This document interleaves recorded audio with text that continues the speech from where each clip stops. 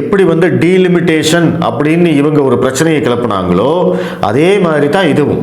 Delimitation பிரச்சனையும் வந்து ஒரு தனியார் நிறுவனம், அது யாரு என்ன ஏதுன்னு எதுவுமே தெரியாது, அவங்க ஒரு ஆய்வு நடத்துறாங்க.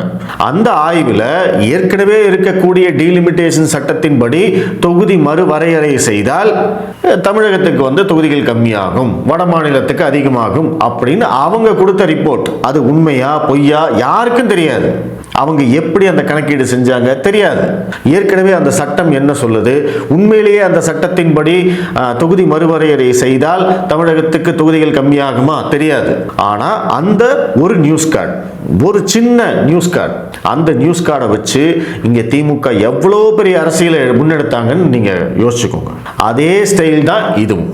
எப்படி வந்து டீலிமிட்டேஷன் அப்படிங்கிற ஒரு விஷயத்தை பாஜகவுக்கு எதிராக திருப்பி ஒரு நெரேட்டிவ் செட் பண்ணி இங்க இருக்கக்கூடிய கட்சிகள் அனைத்தையும் ஒருங்கிணைத்தார்களோ அதே மாதிரி தான் இப்போ இந்த வடமாநில தொழிலாளர்களை வைத்து பாஜகவுக்கு எதிரான ஒரு அரசியலை முன்னெடுக்க போகிறார்கள்.